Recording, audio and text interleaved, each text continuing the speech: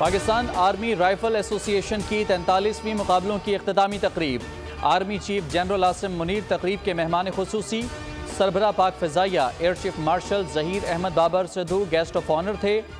Army chief air chief ने awards जीतने वालों रनर अप को ट्रॉफियां और मेडल से नवाजा।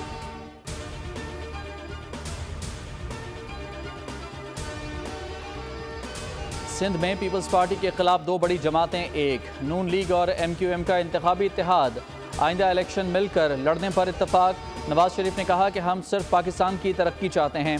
फारूक सत्तार बोले वसाइल कम मसाइल ज़्यादा हैं, तन्हा किसी सियासी जमात के पास हल नहीं।